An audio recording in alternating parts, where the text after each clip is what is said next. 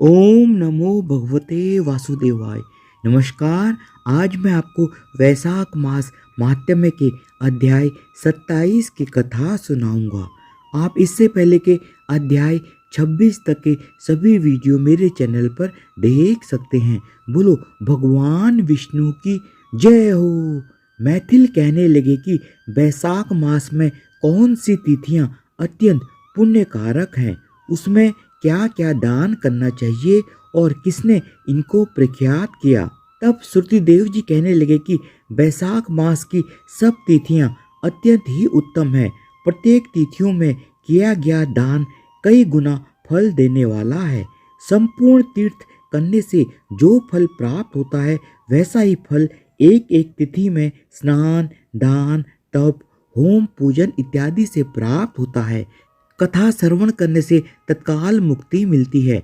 रोगी तथा पीड़ित भी इस कथा के श्रवण से कृतकृत्य हो जाते हैं। जो कोई बिना स्नान, दान इन दिनों को व्यतीत करता है, उसको गोवध, कृतघ्न, पितृघाती तथा आत्मघात का पाप लगता है। जल स्वाधीन है तथा शरीर भी स्वाधीन है, फिर स्नान में संकोच क्यों किया जाए।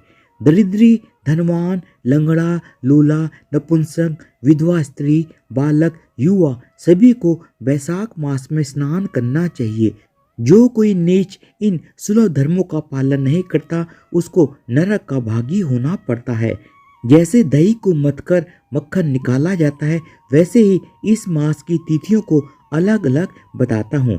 चैत्र के महीने में जब मेष की संक्रांति हो, तब पापों के नाश करने वाली अमावस्या को गाय दान करने का फल मिलता है। मैं अब पितरों का एक पुराना इतिहास कहता हूँ।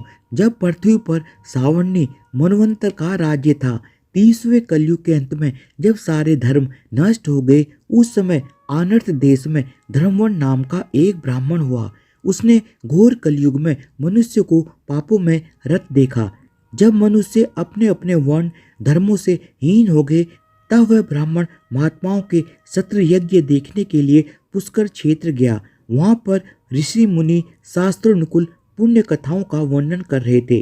कोई कोई कलयुग की प्रशंसा भी कर रहे थे कि सतयुग में भगवान 1 वर्ष की तपस्या से प्रसन्न होते हैं, तो त्रेता में 1 मास और द्वापर में 1 पक्ष में, परंतु कलयुग में उससे 10 गुना फल प्रभु के स्मरण से हो जाता है।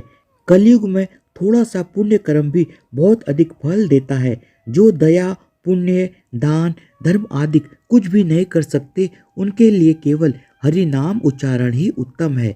जो अकाल में अन्न दान करते हैं, वे बैकुंठ को जाते हैं। वहां पर जब यह प्रसंग हो रहा था, तो नारद जी एक हाथ से शिश्न और दूसरे हाथ से जीवा पकड़कर उन्मत्त की तरह खूब हंसने व नाचने लगे। सबने आश्चर्य से पूछा कि नारद जी, इसका क्या कारण है। नारद जी ने उसी अवस्था में उत्तर दिया कि निसंदेह कलयुग प्रशंसनीय है, क्योंकि केशव भगवान केवल स्मरण मात्र से ही प्रसन्न हो जाते हैं।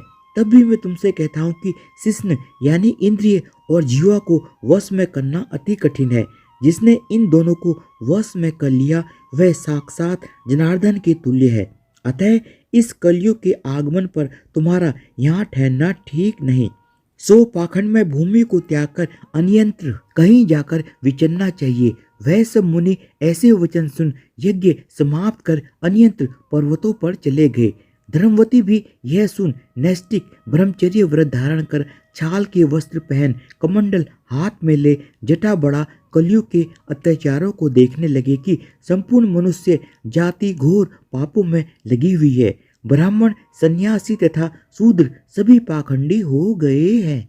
धन्यवाद। इसी के साथ वैशाख मास महात्म्य के अध्याय 27 की कथा समाप्त होती है।